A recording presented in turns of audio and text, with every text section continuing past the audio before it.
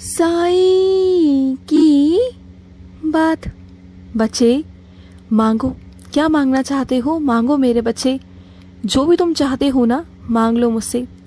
मांग लो कि तुम क्या चाहते हो, जो मांगना चाहते हो मांग लो।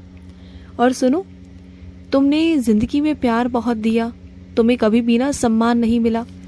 तुमने हमेशा अपने से पहले दूसरों के बारे में सोचा, दूसरों को प्यार दिया, सम्मान दी, खुशियाँ दी। हमेशा तुमने अपनी खुशियों का बलिदान किया, अपनी खुशियों को नज़रअंदाज किया हमेशा। लेकिन उसके बदले तुम्हें क्या मिला? अपमान। और तुमने कितना अपमान सहा है, क्या मुझे नहीं पता? क्या मैं नहीं जानता? तुम भले ही किसी को बोलो ना बोलो, क्या मुझे नहीं पता मेरे बच्चे कि तुमने कितना सहा है? और आज तक ना तुम अपने मन में, दिल के किसी कोने में वो बात लेके बैठे हुए हो। लेकिन तुम चिंता मत करना, तुम्हें न्याय ज़रूर मिलेगा मेरे बच्चे। जिसने तुम्हें जीवन में रुलाया है ना, अब वो खुद रोएगा मेरे बच्चे, उसका वक्त आ चुका है। जिसने तुम्हें परेशान किया है ना, अब वो परेशान होगा। तुम तो मेरे वो बच्चे हो जो छोटी छोटी खुशियों में ना अपनी खुशियाँ ढूंढ लेते हैं, छोटी छोटी बातों में खुशियाँ ढूंढ लेते हैं। और ये छोटी छोटी बातें ही ना तुम्हें चुभ भी जाती हैं, तुम्हें बहुत बुरी भी लग जाती हैं। लेकिन उसके बावजूद ना तुम माफ़ करते हो, तुम सबको माफ़ करते हो ये सोच के कि चलो तुम्हारे अपने हैं, या फिर वो पराए होकर भी चलो ठीक है कि बाबा के बच्चे हैं, ईश्वर के बच्चे हैं, क्योंकि तुम्हारी पुण्य आत्मा है, तुम एक पवित्र आत्मा हो। ये सोच कर तुम माफ़ कर देते हो कि उसके कर्म उसके साथ और तुम्हारे कर्म तुम्हारे साथ। ये सोच कर तुम हमेशा माफ़ कर देते हो कि जो है ठीक है, तुम ये सोच कर माफ़ करते हो। लेकिन ऐसा है ही नहीं ना मेरे बच्चे। जैसे तुम हो ना वैसा हर कोई नहीं होता। जैसे तुम्हारी आत्मा पवित्र है ना, हर किसी की आत्मा पवित्र नहीं होती। हर कोई तुम्हारी तरह पवित्र नहीं होता। कुछ लोग दानव भी होते हैं जो हमेशा लालच, माया, जंजाल में फंसे होते हैं, जो हमेशा दूसरों का बुरा ही सोचते हैं। लेकिन ऐसे लोगों को ना बस मैं ही दंड दे सकता हूँ। तुम कुछ नहीं करोगे, तुम कुछ करोगे भी नहीं, और ना मैं तुमसे कुछ करवाना चाहता हूँ, क्योंकि मैं नहीं चाहता कि तुम्हारे कुछ बुरे कर्म बने। जो होगा मैं करूँगा। और सुनो, जो तुमने मेरा व्रत रखना शुरू किया है ना, अपने बाबा का व्रत, तो तुम्हें उसका फल अवश्य मिलेगा मेरे बच्चे, अवश्य मिलेगा। तुम चिंता मत करना। और तुम्हारी ऊर्जा और अच्छी बढ़ने वाली है, और सकारात्मक होने वाली है, और प्रबल होने वाली है। तुम्हारी जो ऊर्जा है ना, जो तुम्हारी शक्ति है, मैं उसे और बढ़ाऊंगा, दुगना तिगना करूंगा, इतना दुगना तिगना करूंगा कि तुम आगे से आगे बढ़ोगे और शक्तियाँ तुम्हारे अंदर आएंगी। और सुनो मेरी बात को, तुम अपने दिल के दर्द को इस समाज से छुपाना चाहते थे ना, तुमने बहुत छुपाया मेरे बच्चे, बहुत छुपाया तुमने। तुम चुप भी रहे, लेकिन अब तुम्हें तुम्हारा बाबा मौका देगा कि तुम उनकी बातों को ना सबके सामने रख पाओगे, और सब लोग तुम्हारे पक्ष में होंगे। तुम देख लेना, अब सब कुछ बदलेगा मेरे बच्चे, बहुत सारी चीज़ों में बदलाव आएगा। तुम्हें मौके दूंगा मैं, उस मौके से चूकना मत, उस मौके को लेना और आगे बढ़ना ज़िंदगी में। और सुनो, कंजूसी करना बंद कर दो, कम से कम अपने कामों के लिए कंजूसी करना बंद कर दो। अपने खाने पीने के लिए कंजूसी मत किया करो। सबके लिए सब कुछ कर देते हो, लेकिन जहाँ बात खुद की आ जाए ना, खुद की दवाइयों की आए या फिर खुद के खाने पीने की आए ना, वहाँ तुम कंजूसी कर देते हो। तो वो सब मत किया करो मेरे बच्चे, बिल्कुल भी मत किया करो। और सुनो, कोई है तुम्हारा अपना, कोई तुम्हारा प्रिय, जो दूर बैठकर ना निरंतर तुम्हें याद करता है, रोज़ तुम्हें याद करता है। वो सोचता है कि कब तुम उनके पास जाओगे, कब तुम उनसे बात करोगे। वो रोज़ याद करते हैं तुम्हें, जानते हो। हर रोज़ वो तुम्हारे लिए प्रार्थना करते हैं, हर रोज़, क्योंकि वो तुमसे बहुत प्यार करते हैं। और तुम हो कि उनसे रूठ कर नाराज़ होकर बैठ गए हो। ऐसे नाराज़ नहीं होते, ऐसे प्रिय, ऐसे अपने बार बार नहीं मिलते, जो तुम्हारी परवाह करते हैं, जो तुम्हारे बारे में सोचते हैं। तो उनसे बात कर लो, अगर हो सके तो बात कर लो मेरे बच्चे, और अगर हो सके तो मिलाओ। जैसा तुम्हें ठीक लगे वैसा तुम कर सकते हो। और सुनो, कुछ कुछ चीज़ें ना मेरे बच्चे असाधारण नहीं होती हैं। कुछ चीज़ें, कुछ घटनाएं, हर चीज़ के पीछे कुछ ना कुछ कारण होते हैं, जो तुम्हारे कभी कभी कल्पना से बाहर हो जाती हैं, जो अचानक से आ जाती हैं, जो तुम्हें समझ में भी नहीं आता कि ये सब क्या हुआ। तुम बहुत बड़ी दुविधा में फंस जाते हो, जो तुम्हारी कल्पना से भी बाहर होती है कि ये क्या हुआ। लेकिन फिर भी तुम चिंता मत करना, मैं हूँ तुम्हारे साथ। अगर ऐसा कभी हो तो साईं सा चरित्र का आसरा लेना, तुम मेरे नाम का आसरा लेना, सब कुछ ठीक हो जाएगा। तुम्हें लगेगा ना कि यहाँ से रास्ता नहीं, तो तुम्हारे बाबा तुम्हारे लिए रास्ता बना देंगे। तुम बिल्कुल चिंता मत करना। तुम फिक्र क्यों करते हो? तुम्हारे बाबा के होते हुए फिक्र नहीं करनी। भले ही दुनिया के लिए कोई रास्ता नहीं, लेकिन तुम्हारे लिए रास्ते हैं। मैं हूं ना तुम्हारे लिए, तुम्हारा साईं ही एक रास्ता है, तुम्हारा बाबा ही एक रास्ता है, समझ गए।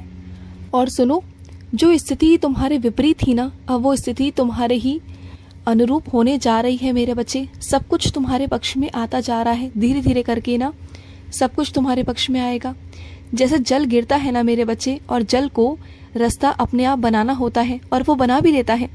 जल जब जमीन पर गिरता है ना, तो उसे दिशा दिखाने की जरूरत नहीं होती, वो अपने आप अपनी चुनौतियों को लेकर ना आगे बढ़ जाता है। अपनी दिशाएं वो खुद चुन लेता है और खुद आगे बढ़ जाता है, उसे किसी के सहारे की जरूरत नहीं। और ऐसे तुम भी हो मेरे बच्चे, तुम्हें भी किसी मार्ग को दिखाने की, तुम्हें कोई दिशा दिखाने की जरूरत नहीं है। जब तुम चलोगे ना, तो तुम्हें अपने आप रास्ते दिखाई देंगे, अपने आप तुम दिशा बनाओगे। तुम्हारे अंदर इतनी काबिलियत है, इतनी हिम्मत है तुम्हारे अंदर। बस क्या है ना, तुम जिन लोगों के साथ रहते थे ना, वो लोग थोड़े से नकारात्मक हैं, थोड़े क्या बहुत बहुत नकारात्मक हैं। उस वजह से तुम इतने परेशान हो गए थे मानसिक तौर पर कि तुम सही गलत अच्छा बुरा तुम समझ ही नहीं पा रहे थे। लेकिन अब जब तुम बाहर निकल आए हो ना, तो तुम्हारे रास्ते खुद ब खुद बन जाएंगे। तुम्हें कहीं कुछ भटकने, कहीं कुछ करने की जरूरत नहीं। और बल्कि जो भी तुम्हारे जीवन में हो रहा था ना, तुम्हारी ऊर्जा जो चली जा रही थी ना, अब वो ऊर्जा तुम्हें मिलेगी, तुम्हें सकारात्मक ऊर्जा मिलेगी। और जहाँ तुम भ्रमित हो रहे थे ना, वो भ्रम तुम्हारा टूटेगा मेरे बच्चे। एक इंसान ने तुम पर ना बहुत बड़ा डर बना के रखा था, उस डर को मैं हटाना चाहता हूँ। उस बुरी सोच को, उस पुरानी सोच को मैं हटाना चाहता हूँ मेरे बच्चे, क्योंकि तुमने बहुत पुरानी सोचों की वजह से ना बहुत कुछ सहा है, और वही पुरानी सोच तुम्हें बार बार परेशान करती है। लेकिन अब नहीं मेरे बच्चे, सोच चाहे पुरानी हो या नई हो, सोच जैसी भी हो, वो सकारात्मक होनी चाहिए। और सकारात्मक सोच मैं तुम्हें दूंगा मेरे बच्चे, तुम्हें दूंगा। और सुनो, निरंतर जिंदगी में प्रयास करते रहना, कोशिशें करते रहना, कभी हारोगे नहीं, कभी नहीं हारोगे। और तुम्हारा कोई ऐसा कार्य है जो बहुत समय से रुका हुआ था, अब वो संपन्न होगा। सारी शिकायतें तुम्हारी दूर करूंगा, नकारात्मक ऊर्जाओं को दूर करूंगा, दिव्य शक्तियां तुम्हारे आसपास होंगी, सब कुछ तुम्हारे पास होगा, समझ गए। और सुनो, अगर कोई दूसरा ये बोल रहा है ना कि वो काम करना बहुत कठिन है, वो काम करना बहुत कठिन है, तो वो उसके हिसाब से कठिन है, उसकी सोच के हिसाब से कठिन है। लेकिन अगर तुम्हें लगता है कि उस काम को तुम कर सकते हो तो करो, बेशक करो, तुम्हें बिल्कुल रुकने थमने की जरूरत नहीं। क्योंकि क्या पता जिस काम में वो अनाड़ी है, तुम उसमें खिलाड़ी हो। हाँ, ये सोचो ना।